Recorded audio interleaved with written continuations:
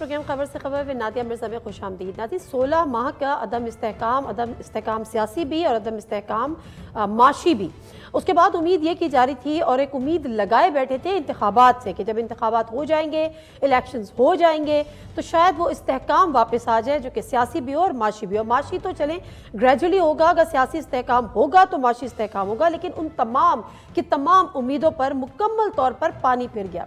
उसकी वजह यह हुई कि तारीख के मुतनाज़ा तरीन इंतखाबात और तारीख के मुतनाज़ा तरीन इंतखाबात के मुतनाज़ा तरीन नताइज। बात अगर करते हैं हम फॉर्म 45 की, फॉर्म 47 की, फॉर्म 45 जो कि विद इन 24 आवर्स जो है वो इलेक्शन कमीशन को अपनी वेबसाइट पे डालने होते हैं, पोस्ट करने होते हैं, वो तकरीबन 25 दिन बाद हुए। उनमें से भी कितने हटा दिए गए। और ये शोर जो उठ रहा है ये ना सिर्फ कभी कभी सड़कों पर भी आते हैं, लोग इस पर बात करते हैं, खासतौर पर PTI की अगर हम बात करें, और पार्लियामेंट में इसकी गूंज हमें वाज़े तौर पर सुनाई देती है। अब ये ऐवान किस तरह से चलेगा, PTI वाले कहते हैं या सुन्नी इत्तेहाद काउंसिल वाले कहते हैं कि हम इस ऐवान को चलने नहीं देंगे, तो ये मामला किस तरह से आगे बढ़ेंगे। IMF का प्रोग्राम हमें मुकम्मल करना है और उसकी शराइत हमारे सामने आती जा रही हैं, NFC अवार्ड और दीगर के हवाले से कुछ चीज़ों पे हुकूमत इनकारी है, लेकिन मामला इस तरह कैसे बढ़ेंगे। महंगाई सबसे बड़ा चैलेंज है इस हुकूमत वक्त के लिए, क्या इस महंगाई पे काबू पाएंगे। आगे सेनेट के इलेक्शन भी आ रहे हैं और ये भी तारीख में पहली दफ़ा हुआ है जो हम बात करते हैं ना, इस मुल्क में पता नहीं क्या क्या हो रहा है और क्या क्या आगे देखने को मिलेगा कि प्रैक्टिकली सेनेट इस वक्त गैर फाल है क्योंकि उसकी वो अपनी मुद्दत पूरी कर चुका है और अब आने वाले दिनों में उसके इलेक्शंस होंगे। If I am not wrong तो शायद 11 या 9 अप्रैल की उसमें डेट दी गई है। बहरहाल ये मामला किस तरह से आगे चलेंगे और उसके अलावा बहुत कुछ। आज एक शख्सियत जो हमारे साथ मौजूद है, काफ़ी अर्से बाद वो मीडिया पे एक दफ़ा फिर पहले भी उनके बड़े इंटरव्यूज़ किए और हमारे साथ इस वक्त साबिक गवर्नर सिंध इमरान इस्माइल साहब मौजूद हैं। अस्सलाम वालेकुम इमरान इस्माइल साहब। जी वालेकुम सलाम नादिया।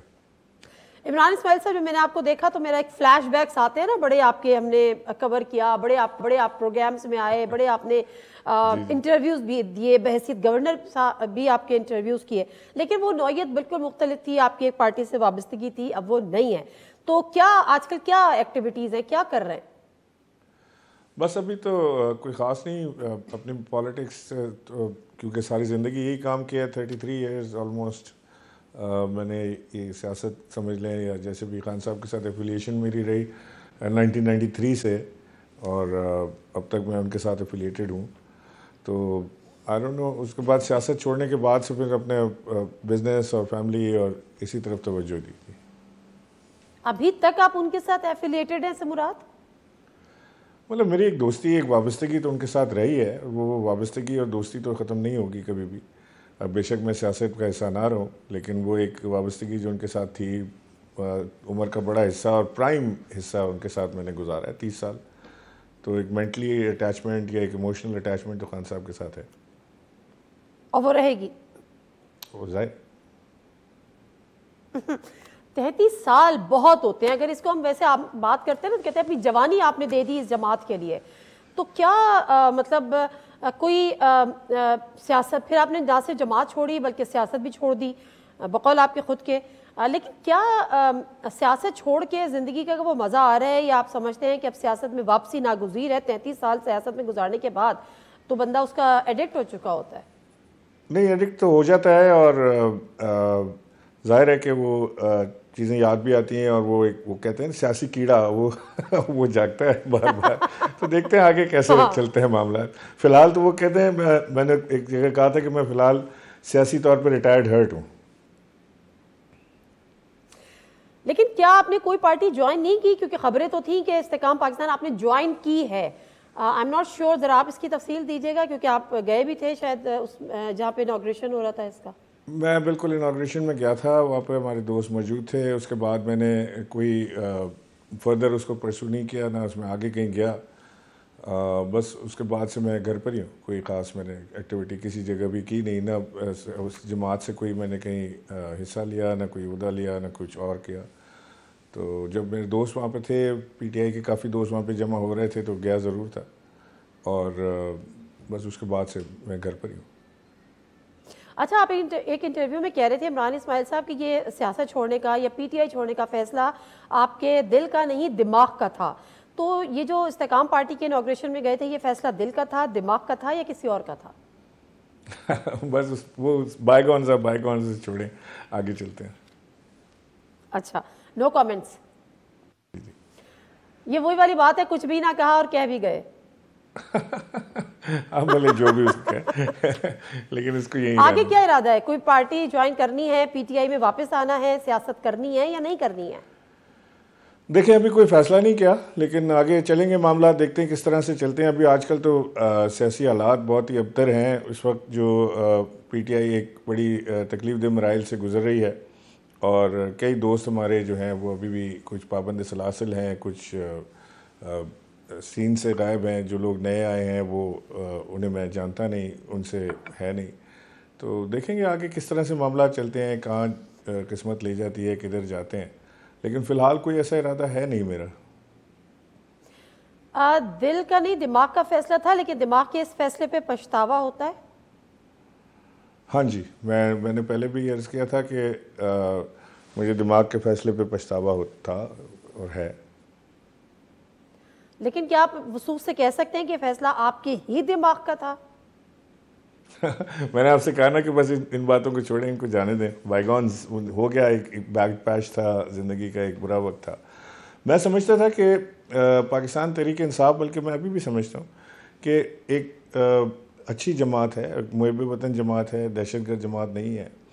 और पाकिस्तान की आर्मी के साथ या इदारों के साथ, पाकिस्तान के दूसरे इदारे, दीगर इदारे, आर्मी के अलावा भी हमारी जुडिशरी है या हमारे और दीगर इदारे हैं, उनके साथ खड़े रहने वाली जमात है और उन्हें मजबूत करने वाली जमात है, उनके साथ चलने वाली जमात है। क्योंकि जब भी कोई नादिया हुकूमत आई ना पाकिस्तान में, जो भी कोई कुछ कह ले, बशमूल तहरीक इंसाफ के, कोई भी हुकूमत इदारों की सपोर्ट के बगैर नहीं चल पाई।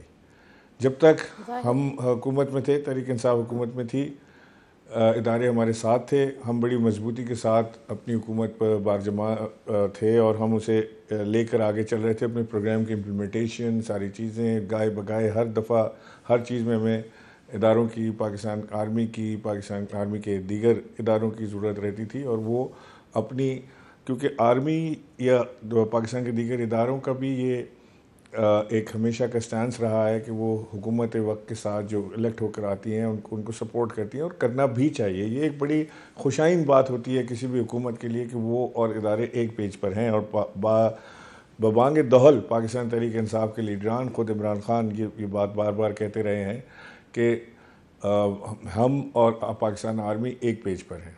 और उसी एक पेज पर होने की वजह से पाकिस्तान तहरीक इंसाफ अपने जो 4 साल थे तकरीबन वो मुकम्मल कर पाई, वरना एक थिन मेजॉरिटी के साथ वो शायद मुमकिन ना हो पाता किसी सूरत भी। जैसे हमारे जो एलाइज थे, जिसमें MQM थी या GDA थी या और दीगर जमातें थी, जो छोटी जमातें जिनको आप तस्वुर कर लें, क्योंकि सबसे बड़ी जमात मेरे ख्याल है MQM हमारे साथ थी, जो अलायंस में थी हमारे साथ, वो भी 7 सीटों के साथ थी या 8 सीटों के साथ थी।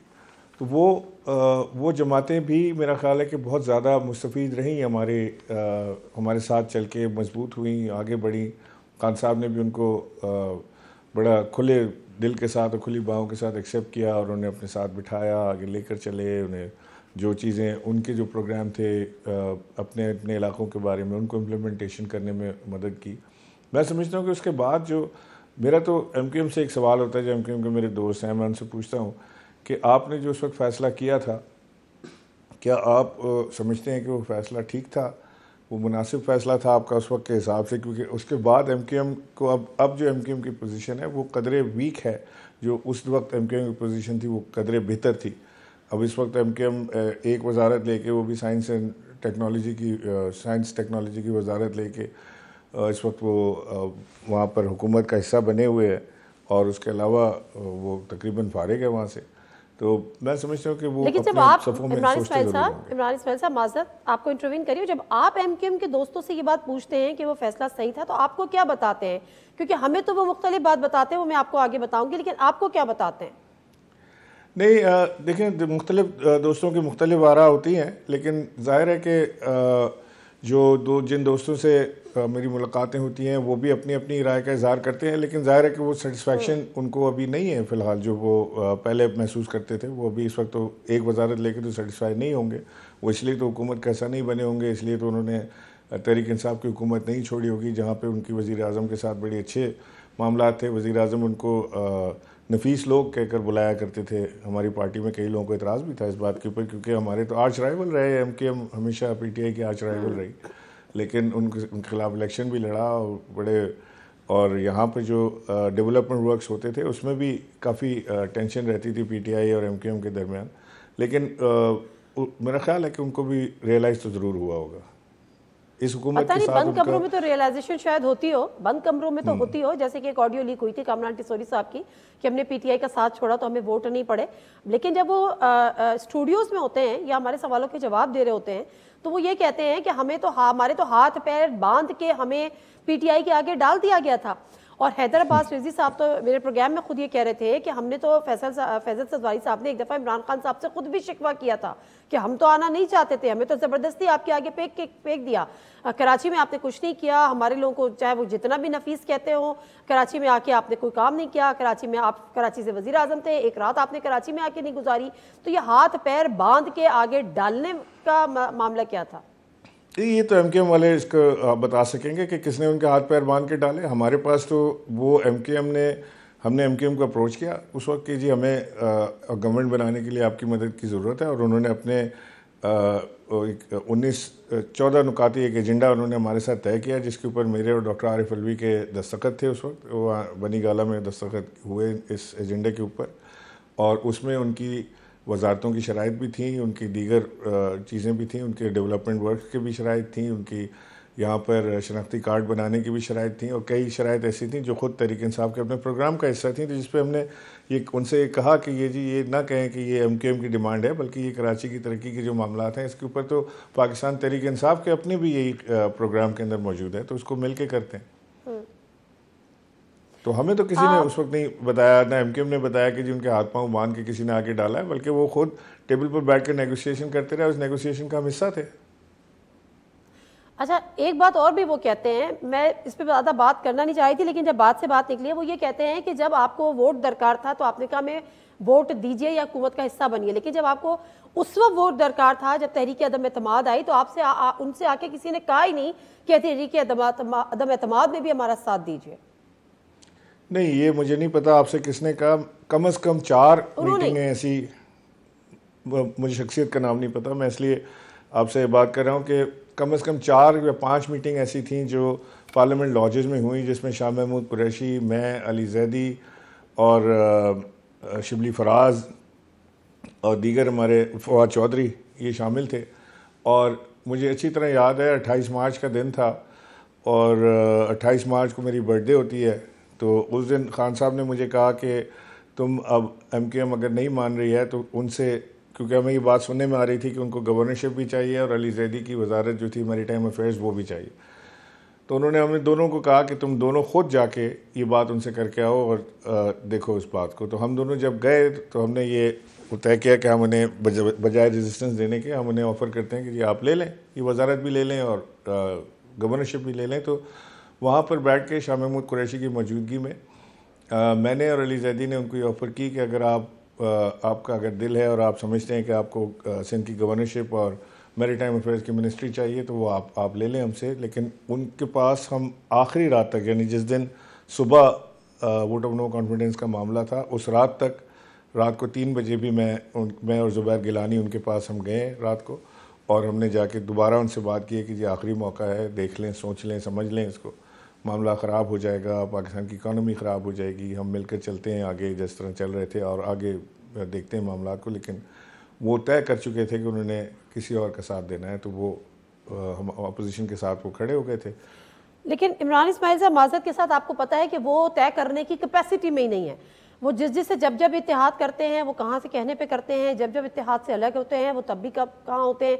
आपसे वो बेशक कुछ मैरीटाइम अफेयर्स की मिनिस्ट्री तलब कर रहे हो, गवर्नरी तलब कर रहे हो, वो आपको चेक कर रहे हो, लेकिन जहाँ से फैसले आ जाते हैं वो उसको मनवन तस्लीम करते हैं। चलिए हम आगे बढ़ते हैं। आपने हुकूमत के खात्मे के फौरी बाद गवर्नरशिप से you resigned, but Umar Cheema साहब ने उसको उस वक्त तो कंटिन्यू रखा और उसके बाद उनकी गिरफ्तारी भी हुई, स्टिल ही इन जेल। क्या किया था उमर चीमा साहब ने, पंजाब के जो गवर्नर थे? उमर चीमा मेरा बहुत पुराना दोस्त मेरा रहा है और बड़ा एक अच्छा आदमी है और वो अपनी सोच रखने वाला आदमी है। तो उसका उमर चीमा का ये ख्याल था कि वो रेजिस्टेंस देगा अगली गवर्नमेंट को फॉर्म होने में, जो कि एक सियासी मामला था और कोई तो मामला नहीं था उसके अंदर। तो वो उमर चीमा ने वो रेजिस्टेंस दी। मैंने ये मुनासिब समझा कि मैं वज़ीर आज़म से जाके इजाज़त लूँ कि जी मुझे इजाज़त दें तो मैं इस्तीफ़ा दे दूँ। मेरे साथ शाह फरमान जो थे गवर्नर KP, उन्होंने भी, हम दोनों ने इकट्ठे रिज़ाइन किया। शाह फरमान ने सुबह किया, मैंने शाम को किया और हमारा रेजिग्नेशन मेरा ख्याल है 4-5 दिन बाद एक्सेप्ट हुआ। शाह फरमान का उसी दिन एक्सेप्ट हो गया था। तो हम रिज़ाइन करके आ गए थे क्योंकि मेरा ये ख्याल था कि जो दूसरी आने वाली गवर्नमेंट है जिसमें ये कोलिशन गवर्नमेंट होगी और उसमें जो भी वज़ीर आज़म आएगा वो ज़ाहिर है कि अपना गवर्नर लगाएगा। तो इससे पहले कि वो मुझे हटाए मैं ख़ुद बाइज़्ज़त तरीके से इस्तीफ़ा देकर वहाँ से चला जाऊँ। एक तो ये था और दूसरा ये था कि अगर मैं वहाँ बैठा भी रहता तो मैंने उस गवर्नमेंट के साथ चलना था, क्योंकि स्टेट का नुमाइंदा होने की हैसियत से आप वफाक के नुमाइंदे होते हैं सूबे में, तो आपको उनको साथ देना होता है, जो कि मेरे लिए मुमकिन नहीं था कि मैं उस वक्त छोड़ के और शहबाज शरीफ का साथ देता या उनके साथ चलना मैंने पसंद नहीं किया। मैंने अपने रेजिग्नेशन में भी लिखा था कि मैं नहीं चल पाऊँगा। अच्छा ठीक है, तो मैं ज़रा सेनेट इलेक्शन पे भी आपकी राय जानूंगी, लेकिन उससे पहले आप, क्योंकि आपने गवर्नरशिप छोड़ दी और आप वफाक के नुमाइंदे थे, लेकिन वफाक में सदर आरिफ अलवी साहब जो कि आपकी पार्टी से थे वो रहे और अभी आखिरी वक्त तक रहे। अभी कुछ दिन पहले उनके जब सदर जरदारी ने हुआ तो फिर उन्होंने हुकूमत छोड़ी। ये 5 साल या 5.5 साल आप इनके कैसे देखते हैं, सदर आरिफ अलवी के वैसे सदर?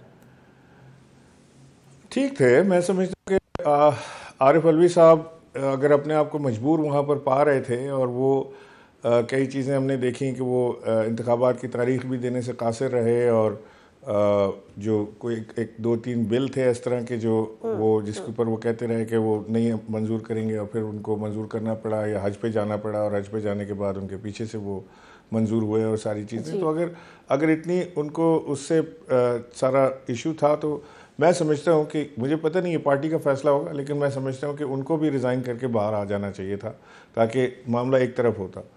लेकिन वो उन्होंने मुनासिब समझा कि वो अपना टेन्योर कंप्लीट करें। मुमकिन है कि उन्होंने इमरान खान साहब से इजाज़त लेके ही काम किया हो या ये इस बारे में बात ना हुई हो, मुझे इसका इल्म नहीं, क्योंकि जिस दिन से मैंने ये छोड़ा है गवर्नरशिप और उसके बाद 9 मई के बाद से मेरी काफ़ी दूरी हो गई थी अपनी पार्टी से, क्योंकि उसके बाद फिर मफरूरी हुई, फिर उसके बाद अरेस्ट हुए, फिर उसके बाद सारी चीज़ें जो आपके सामने अनफोल्ड होते गए वाक़यात वो आपके सामने थे।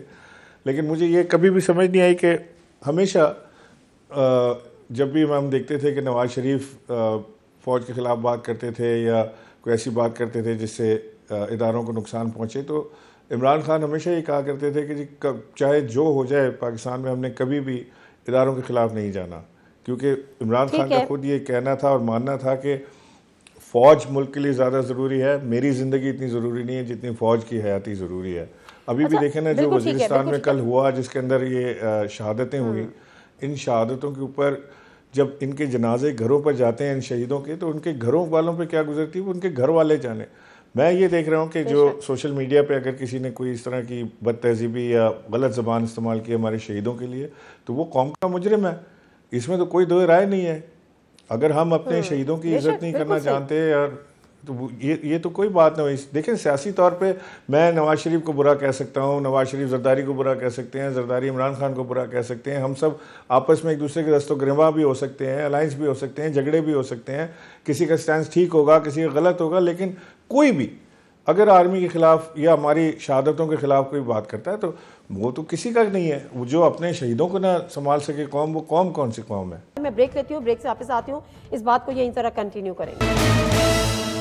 जिन्हें प्रोग्राम एक दफ़ा फिर आपको खुशामदीद। इमरान इस्माइल साहब दोबारा बात करूंगी। आरिफ अलवी के साहब के हवाले से आप बात कर रहे थे, मैं ये पूछी थी कि आप वो मुलाकातें कर रहे हैं कराची में, आपने उनसे मुलाकात की कोशिश या ख्वाहिश का इजहार किया? नहीं जी, मेरी कोई मुलाकात नहीं हुई, ना उन्होंने कोई ख्वाहिश का इजहार किया ना मैंने कोई ख्वाहिश का इजहार किया। आरिफ अलवी साहब से भी मेरी बहुत पुरानी एफिलिएशन है, वी गो लॉन्ग बैक। हमने गोल्फ में भी साथ खेली हैं और हमने ट्रैवलिंग भी बड़ी साथ की है, हमने जलसे जुलूस रैलियाँ भी साथ की हैं। और नेशनल असेंबली से इलेक्शन आरिफ अलवी साहब लड़ रहे थे, प्रोविंशियल से मैं लड़ा था, तो हम जाहिर है कि बहुत क्लोज हमारा नेक्सस था या जो ग्रुप था उसका लें, उसमें विद इन पार्टी भी हम बहुत करीबी साथी समझे जाते थे। लेकिन अभी चंद रोज़ पहले मुझे कहीं एक शादी में उनसे मिलने का इत्तेफाक हुआ, तो वहाँ पर उनका एटीट्यूड बड़ा कोल्ड था, या तो शायद वो किसी और फ्रेम ऑफ माइंड में होंगे या किसी और परेशानी में मुब्तला होंगे, मुझे नहीं पता। लेकिन मुझे ऐसा लगा कि वो गालिबन मिलना नहीं चाह रहे या अनकम्फर्टेबल से लग रहे थे। तो मैंने उसके बाद से उनसे कोई रब्ता करने की कोशिश नहीं की। रब्ता मैं उससे पहले भी नहीं कर रहा था, उसके बाद से तो मैंने बिल्कुल ही डिसाइड कर लिया था कि unless he calls me I will not call him. Okay, अब सेनेट इलेक्शंस आ रहे हैं। सेनेट इलेक्शन पाकिस्तान, जैसे मैंने भी कहा कि सेनेट इलेक्शन पहली दफ़ा ऐसा है कि सेनेट गैर फ़ाल है, मुद्दत मुकम्मल कर चुके हैं जो हाफ ऑफ सेनेटर्स और चेयरमैन सेनेट भी इनफैक्ट। तो क्या उम्मीद कर रहे हैं एमक्यूएम, क्या बात कर रहे हैं? हालात तो ये है कि वो फैसल वाडा उनके को वो सपोर्ट करेंगे एज ए इंडिपेंडेंट कैंडिडेट। देखें, कुछ लोग हैं जिन्होंने बड़ा अच्छा पॉलिटिकली मनूवरिंग की है, जिसमें मैं समझता हूँ कि आसिफ अली जरदारी नंबर 1 है, जो सदर पाकिस्तान भी बन गए, हुकूमत का हिस्सा भी हैं, वजारतें भी नहीं ली। वो नहीं कहते कुछ भी ना कहा, कह भी गए, चुप रहते रहते सह भी गए, वो सारा उस तरह की कहानी उन्होंने की है। अब वो वहाँ पर हैं, ये हुकूमत चले ज़्यादा दिन ना चले वो अलग बात है। कौन फॉर्म 47 पे है, कौन फॉर्म 45 पे है, इससे उनको कोई गरज नहीं है। वो कर गए काम, वो गालिबन सेनेट का चेयरमैन भी वो ले जाएंगे और आईनी ओहदे ले रहे हैं ना। they have poised themselves in a very good position, very strong political position। मैं समझता हूँ कि फैसल वाडा का इस तरह से इलेक्ट होना भी एक मुआवजे से कम नहीं होगा, क्योंकि फैसल वाडा इंडिपेंडेंट इलेक्शन लड़े हैं। इंडिपेंडेंट सेनेटर का इलेक्ट होना एक बज़ात खुद बहुत बड़ा मरहला है। लेकिन फैसल वाडा ने अपने पेपर्स नाम दाखिल किए हैं, एमकेएम के लोगों ने उसे प्रपोज और सेकंड किया है, जो मैंने जहाँ तक मेरा इल्म है। और इसके अलावा 2 और इंडिपेंडेंट कैंडिडेट हैं, और औरंगज़ेब साहब भी इंडिपेंडेंट कैंडिडेट हैं, और गालिबन एक और भी इंडिपेंडेंट कैंडिडेट हैं। तो उसमें आई डोंट नो, वो अपना ये एक्स चीफ मिनिस्टर जो हैं हमारे नकवी साहब, मोहसिन नकवी साहब, वो भी इंडिपेंडेंट कैंडिडेट आ रहे हैं सेनेट में। तो इंटरेस्टिंग, वो बाज़ाहिर इंडिपेंडेंट है, लेकिन आपको पता है कि वो इंडिपेंडेंट बिल्कुल भी नहीं है, वो तो खुद डिपेंडेंट है। डिपेंडेंट तो सारे ही निज़ाम डिपेंडेंट है। ये तो नवाज शरीफ इलेक्शन हारे हुए हैं, वो फॉर्म 45 के मुताबिक फॉर्म 47 के ऊपर वो बैठे हुए हैं, तो वो भी डिपेंडेंट है, वो किसी दिन उठ जाएंगे। 9 फरवरी के जीते हुए ना, 2 इलेक्शन हुए थे ना हमारे यहाँ, एक 8 फरवरी को और एक 9 फरवरी को। वो दोनों हार गए थे। अच्छा, दोनों हार गए थे। अच्छा, लेकिन चले ठीक है, मैं प्रोग्राम को वाइंड अप करने की तरफ हूँ। मुझे सिर्फ बताइएगा कि ख्वाहिश है दोबारा पीटीआई में शामिल होने की? अभी मैंने कुछ सोचा नहीं। मैंने आपसे पहले भी अर्ज़ किया था, अभी भी मैं आपसे वही बात कर रहा हूँ कि अभी मैंने कुछ सोचा नहीं। लेकिन अगर कोई इस तरह सियासत में आने का वक्त हुआ या सियासत में आने का दोबारा सोचा, तो सोचा जा सकता है ज़रूर। तो क्या अपने वोटर्स को, अपने सपोर्टर्स को क्या कह के कन्विंस करेंगे कि जब मुश्किल वक्त आया तो कश्ती से छलांग लगा दी? देखिए, हमने बड़े मुश्किल वक्त देखे हैं नादिया। मैं आपको बताऊं कि नवाज शरीफ साहब के दौर में हम पहली दफ़ा मैं जेल गया, हमें वहाँ बंद कोठरी में रखा गया। उसके बाद जो इलेक्शन था, जो 2015 में मैंने 9-0 से लड़ा अजीज़ाबाद कराची से, उस वक्त अल्ताफ़ हुसैन वॉज दी अल्ताफ़ हुसैन, और वो एमकेएम उस वक्त कोई टेरर का सिंबल समझी जाती थी। मैंने उनके हार्टलैंड में जाके इलेक्शन लड़ा और बड़ा टफ मुकाबला मैंने वहाँ पे किया। वो भी एक बड़ा सख्त वक्त था। सो आपके टीवी चैनल सारे पीछे घूमते थे कि पता नहीं अब क्या कोई हादसा रूनुमा होगा या क्या होगा। वो अल्लाह ने खैर की, वहाँ से निकल गए। उसके बाद फिर और भी मामलात देखे, हमने कई रातें अपने घर से बाहर गुजारी। टफ वाक़यात वक्त सारे हमने देखे। इस बार और मजबूरियाँ रही कि जिसके लिए फ़ैसला किया, वो जिस वक्त मेरा तो ये टफ वक्त क्यों नहीं गुजार सके? अपनी पार्टी में जब कुर्बानी देने का वक्त आया, आवाम पूछती है सर, आपके वोटर्स, आपके सपोर्टर्स पूछते हैं, और ये अकमंजाने में ये पूछने में कि क्यों मुश्किल वक्त में खान को छोड़ा? नहीं, मुश्किल वक्त में नहीं छोड़ा। हमने कोशिश की कि हम किसी तरह से मामलात को ट्रैक पर लाने की कोशिश करें, लेकिन मामलात किसी तरह इस नहज पे नहीं आ रहे थे कि जिसके ऊपर बातचीत की जाए। मैंने आपसे अर्ज़ किया ना कि कुछ चीज़ें या कुछ डिसीजन ऐसे थे जिनसे हम बहुत सारे लोग पार्टी के अंदर जो है वो राज़ी नहीं थे इन चीज़ों के ऊपर, लेकिन वो चलते थे साथ के, भाई ठीक है चलो अभी मामला चल रहे हैं, ठीक हो जाएगा, आगे चल के मामला ठीक हो जाएंगे। और उसके बाद 9 मई के बाद फिर हमें फैसला लेने की ज़रूरत पड़ी जो हमने लिया। अब वो सही था या गलत था वो आने वाला वो वक्त आपका बताएगा, अपना फैसला था, वो आपका अपना फैसला था, इस बात पे तो कम से कम आप हैं क्या, मतलब यू आर नहीं, मैंने तो कॉन्फिडेंट? मैंने तो आपको पहले भी बताया था, मैंने इस बारे में पहले भी बात की थी कि ये फैसला किस तरह लिया था, कैसे लिया था, वो सबको पता है, मुझे भी पता है, आपको भी पता है, मैंने पहले खुल के इसके बारे में बात भी की। ठीक है, तो वेल अच्छी बात है, लेकिन इससे मुख्तसर बताएगा हुकूमत चलती हुई नजर आ रही है, मुद्दत मुकम्मल करती हुई? देखिए, बड़ी अनहोली अलायंस है। आसिफ अली जरदारी जो है वो मफाहमत पसंद तो हैं, लेकिन क्या वो अपने आर्च राइवल PMLN की हुकूमत को कामयाब कराएंगे? ये $1 मिलियन क्वेश्चन है। अगर वो इसको कामयाब कराएंगे, इसके 4 साल 5 साल गुजारवाएंगे, तो उसके बाद उनकी अपनी जमात का क्या फ्यूचर है, ये एक और सवाल है। उनके साहबजादे जो हैं बिलावल जरदारी, वो बड़े बेचैन हैं वज़ीर आज़म बनने के लिए। वो उसको कब वज़ीर आज़म की कुर्सी पर बिठाएंगे या उसके लिए क्या प्लानिंग करेंगे, वो सारी चीज़ें भी अपनी जगह पर मौजूद हैं। और पीपल्स पार्टी का इस मौके पर वजारतें ना लेना, मेरा ख्याल है कि एक बड़ा सियासी इशारा है कि ये हुकूमत, असेंबली तो शायद ये चले, अपना मुद्दत भी शायद पूरी करे, लेकिन हुकूमत शायद उस तरह से ना चल पाए। लेकिन मेरी दुआ है कि जो पाकिस्तान इस वक्त जो इकनॉमिक क्राइसिस के अंदर है, उसे किसी तरह हम बाहर निकालें। और मेरी बिल्कुल सही, जो मैं ये देख रहा हूँ ना इस वक्त, जो औरंगज़ेब साहब आए हैं, जो उनकी टीम लेकर, औरंगज़ेब साहब अपनी टीम लेकर आए हैं, और जो IMF के साथ वो मुज़ाकरात कर रहे हैं, अल्लाह करे वो कामयाब हो जाए, क्योंकि औरंगज़ेब एक वेल नोन शख्सियत है। IMF में भी लोग उनको जानते हैं, पाकिस्तान में भी बड़ी इज्जत वो रखते हैं, वो खान फाउंडेशन में भी बड़ा मुकाम रखते हैं। तो मेरा ख्याल है I think will pull it out. कोई ख्वाहिश कोई कोशिश कि जेल में जाके अपने साबका लीडर से मिले, इमरान खान साहब से? मौका मिला तो ज़रूर मिलूंगा, बिल्कुल ख्वाहिश। Okay fine, thank you very much Imran Ismail साहब, बहुत शुक्रिया शामिल होने के लिए। और क्या गुजरी ये बताने से तो गुरेजा हैं, लेकिन क्या प्लान्स हैं उस पर भी अभी सोच फर्दर दरकार है। लेकिन बहरहाल उम्मीद है उनको कि मुल्क बेहतर अंदाज में आगे चलेगा। प्रोग्राम में मुख्तसर सा ब्रेक लेते हैं। जिन्हें से प्रोग्राम में एक दफ़ा फिर आपको खुश आमदीद। और इसका senior anchor person, senior journalist, senior analyst Mohammad Malik साहब हमारे साथ मौजूद हैं। ज़रा उनसे बात करेंगे कि PTI में आखिर चल क्या रहा है और ये आगे किस सिमत का रुख कर सकती है। अस्सलाम वालेकुम मोहम्मद मालिक साहब। जी अस्सलाम वालेकुम। मोहम्मद मालिक साहब, एक बड़ा अरसा ये पहले तो थोड़ा बहुत आता रहा, फिर हुआ कि जी वकला ने हाईजैक कर लिया है, फिर कुछ सियासी लोग भी सामने आए। कल अली मोहम्मद खान साहब का एक बड़ा बयान सामने आया कि जी इमरान खान साहब से मुलाकात हुई है और अब फैसले जो हैं वो सियासी लोग ही करेंगे। ये मामला क्या PTI में पकड़ा था कि वकला ने हाईजैक कर ली है और सियासी शख्सियात को इससे बड़ी रिजर्वेशंस थी? नहीं, जाहिर है, देखिए ना, एक तो जिन हालात में इलेक्शंस हुए, जनरल इलेक्शंस, उसमें शायद आपको याद नहीं है, सबसे पहले खबर मैंने ब्रेक की थी कि इमरान खान साहब बहुत मैसिवली लॉयर्स को टिकट देंगे। उसकी एक वजह थी, उनका ख्याल था कि वकील होंगे तो डिसक्वालीफाई नहीं होंगे और अदालतें भी ज्यादा लिहाज करेंगी वकला का, तो इसलिए मेरे कैंडिडेट बच जाएंगे। ऑब्वियसली उसके बाद एक ओवरसाइज इन्फ्लुएंस तो उनका हुआ, और क्योंकि खान साहब अंदर हैं तो उसकी वजह से अब एक कम्युनिकेशन गैप तो है। और जाहिर है वकला के थ्रू वो बात करते हैं। अब वो वकला आके अगर सीधी बात भी करें तो जो पॉलिटिकल लोग हैं वो समझ लेंगे शायद वकला कोई रंगबाजी कर रहे हैं, कोई चीज को आधा सच आधा झूठ कर रहे हैं। फिर उनकी अपनी पॉलिटिक्स है। आपको याद है जब गौर खान साहब की जगह अली जफर साहब का नाम लिया था, आया था एस चेयरमैन, तो फौरी बयान दागा था शेर अफजल मरवत ने। उन्होंने कहा जी ये नाअहल थे, नाअहली की बुनियाद पर इनको हटाया। खान साहब ये नाकाम हो गए थे एस चेयरमैन, लेकिन फिर उनको दोबारा वो चेयरमैन बन गए। गले भी मिले थे जाके। बिल्कुल, ग्रुपिंग तो बहुत स्ट्रांग है। ग्रुपिंग विद इन पॉलिटिशियंस तो हमेशा रहती है, फिर ग्रुपिंग विद इन लॉयर्स भी है। इस वक्त एक्चुअली 4-5 ग्रुप्स हैं।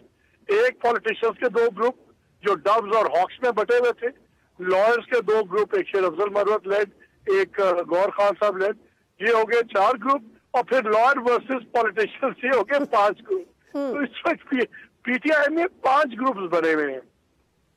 सर ये बार बार जो PTI definitely not exactly strange, क्योंकि ये तो होना ही था, सूनर और लेटर ये हालात हमें दिखा रहे थे, बट जो पीटीआई के अंदर अब जो सुन्नी इत्तेहाद काउंसिल को लेकर अब ये आवाज़ें उठी कहीं पे, और उसकी ना सिर्फ शेर अफजल मरवत साहब ने कहा बल्कि बैरिस्टर जफर साहब ने इसको इंडोर्स भी किया कि सुन्नी इत्तेहाद काउंसिल से मर्जर एक हमारी गलती थी।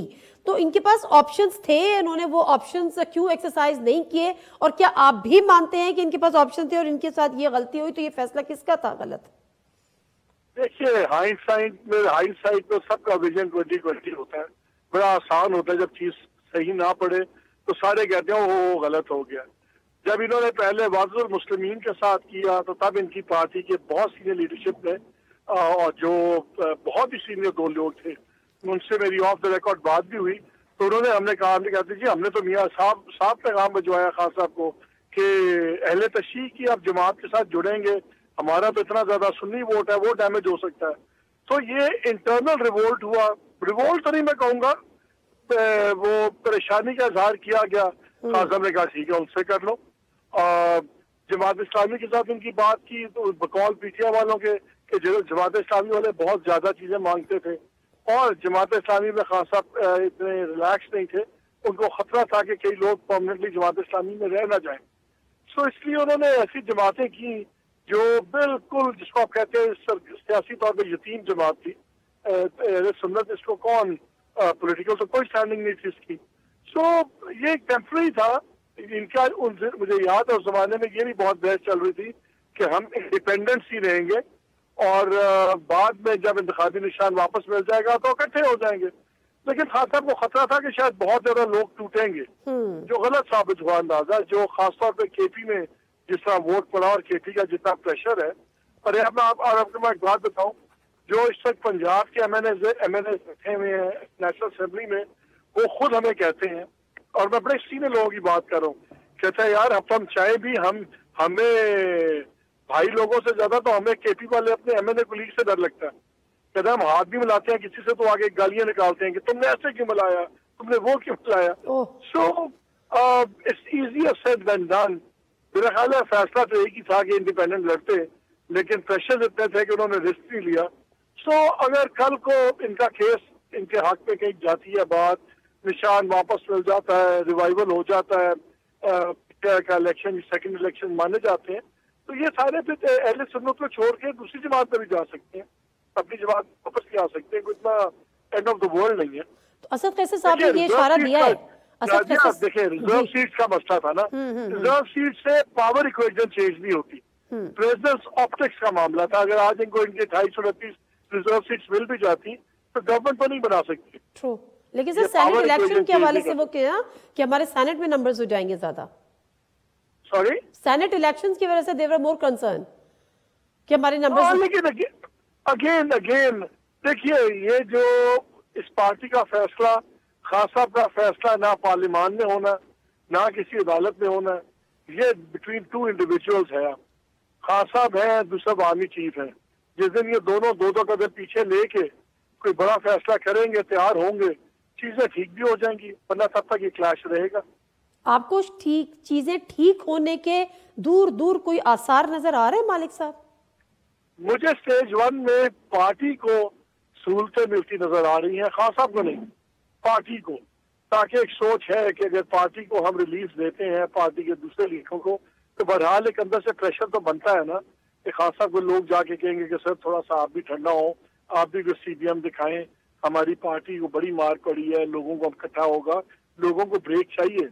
देखें, जितना प्रेशर इमरान खान ले सकता है अंदर बैठ के, हर बंदा बाहर बैठ के नहीं ले सकता।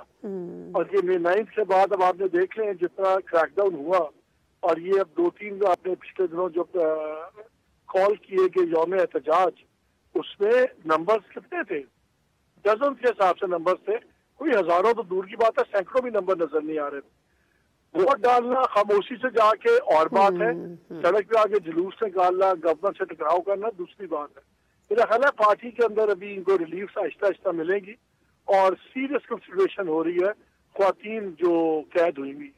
अच्छा, जो पार्टी जी सर, पार्टी रिलीफ की जो आप बात कर रहे हैं, तो क्या और फिर अली अमीन गंडापुर साहब की शहबाज शरीफ साहब से मुलाकात, बावजूद इसके कि उस सेरेमनी में जाने से मना कर दिया, और जब मुलाकात की तो उस वक्त हमें बताया शेर अफजल मरवत साहब ने कि उन्होंने इमरान खान साहब को लूप में नहीं लिया था, यानी एतमाद में नहीं लिया था। आपको लगता है ये भी उसी का एक हिस्सा था, उस रिलीफ का? देखिए, हर वक्त वो एक एग्जेक्टिव भी है, चीफ सेक्रेटरी का मामला है, दूसरे फंड्स का मामला है, ये एग्जेक्टिव मीटिंग्स कई बार ही होंगी।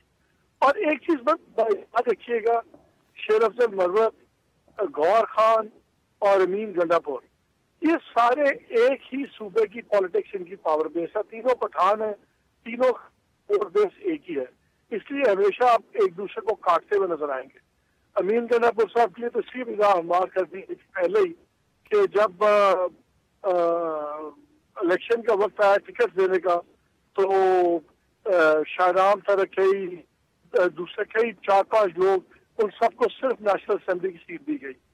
तो आतिफ खान था, ये सारे थे, तो उनको तो निकाल दिया ना बीच में से उनको, तो उनका तो ऑपोजिशन वही खत्म कर दी खान साहब ने कि जो लोग उनको चैलेंज कर सकते थे उनको वो सेंटर में ले आए।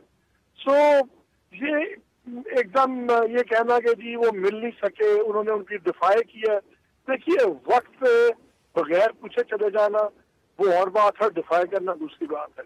और ये एज ए चीफ मिनिस्टर इनकी मुलाकातें होती रहेंगी, मेरा ख्याल है उसमें हमें ज्यादा रीड नहीं करना चाहिए। नज़ीर मुख्तसर सा ब्रेक, वापस आते हैं, हमारे साथ रहिए। प्रोग्राम में एक दफ़ा फिर आपको खुश आमदीद। अच्छा, अली अमीन गंडापुर साहब पे पहले भी जब उनका नाम आया बहसीत वज़ीर आला, तो काफ़ी रेजलमेंट हमें दूसरे एंड पे देखी गई कि जी वो एक हॉक हैं, और ज़ाहिर है सबको पता है। फिर उसके बाद जो चीज़ें हुई, फिर इलेक्शन कमीशन में किसी ने दरख्वास्त दे दी कि जिनको नाअहल करार दिया जाए, और उसके बाद उनकी चीफ एग्जीक्यूटिव यानी शहबाज शरीफ साहब से मीटिंग, इसके कई डॉट्स आप कनेक्ट करते हैं कि ये मीटिंग के बाद ये तासुर दिया गया कि जी वो अब सही सही चलेंगे अच्छे बच्चे बनकर? नहीं, इस तरह मिलना अच्छे बच्चे की बात है कि जब आप कॉन्स्टिट्यूशनल ऑफिस में बैठे हुए, वो चीफ मिनिस्टर है, वो प्राइम मिनिस्टर है। आपको याद है 90s में जब मियाँ साहब का और बेनजीर साहिबा का झगड़ा था, एयरपोर्ट नहीं जाते थे रिसीव करने, लेकिन काउंसिल ऑफ कॉमन इंटरेस्ट से सारे बैठते थे इकट्ठे। आपको जब अपनी मीटिंग्स होती थी चीजों में, उसमें बैठते थे, प्रोटोकॉल एक दूसरे को नहीं मिलता था, चीफ मिनिस्टर नहीं कहते थे नवाज शरीफ साहब, लेकिन मिलना पड़ता है। आई एम श्योर कि कल अगर चीफ प्राइम मिनिस्टर जाएंगे केपी के पे, तो वो देखना होगा कि उनको एयरपोर्ट रिसीव करते हैं या नहीं करते, और मेरा ख्याल नहीं करेंगे, वो गवर्नर उनको सारा डील करेगा। हाँ, अगर शहबाज शरीफ जाए केपी के दौरे पे और चीफ मिनिस्टर को रिसीव करें एयरपोर्ट पे, फिर मैं कहूंगा कि कोई सॉफ्टवेयर अपडेटिंग की बात हो रही है, अच्छा। या कुछ और चल रहा है। लेकिन अगर उनको वो प्रोटोकॉल नहीं देते, देखिए प्रोटोकॉल देने में और अपने सूबे की जाके अपनी नीड्स डिस्कस करने में जमीन आसमान का फर्क है। ये अच्छे बच्चे हम सब जज करेंगे जब हम देखेंगे कि प्रोटोकॉल एक्सचेंज हो रहा है। अभी तक किसी ने एक दूसरे को प्रोटोकॉल वो नहीं दिया जिससे हमें ये लगे कि कोई इसके अलावा भी कोई बड़ी खुशी की मीटिंग्स हो रही।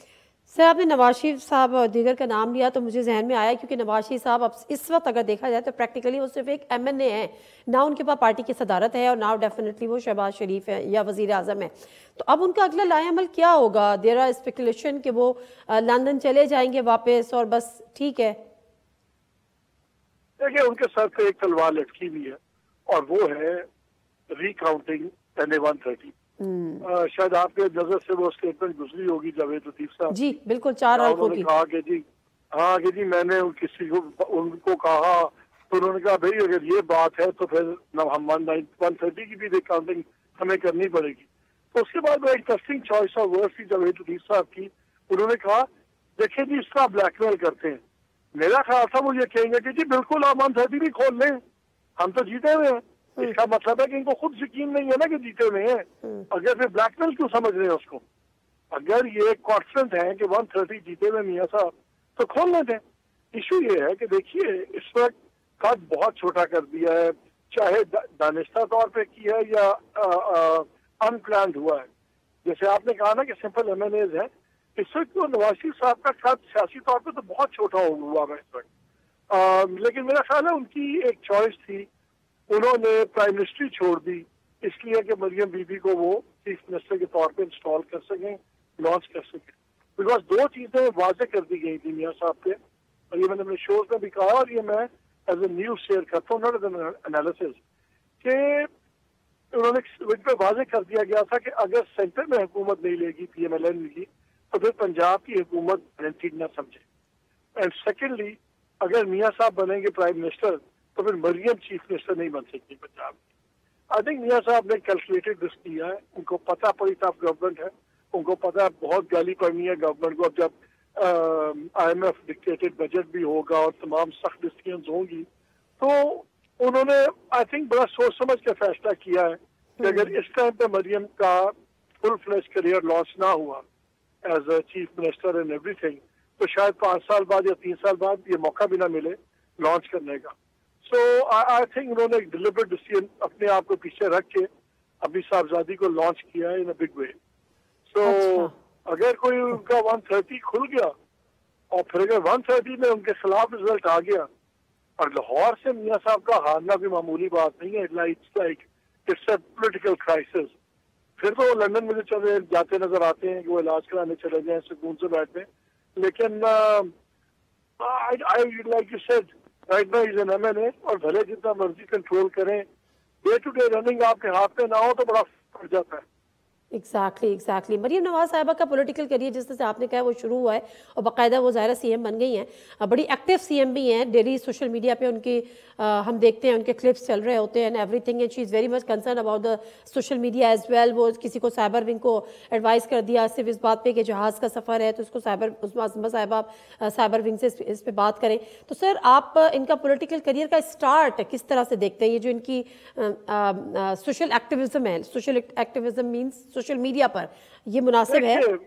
मैं आपको बताऊं, ये जो आनिया जानिया देखने दिखाने का जमाना वो गुजर गया। अब जितना टेलीविजन चैनल्स हर जगह हैं, सोशल मीडिया हर जगह है, अब लोग इन चीजों से इम्प्रेस नहीं होते कि आपने जुमा बाजार में गए हैं या आप बाजार में जाके प्राइसेस चेक कर रहे हैं।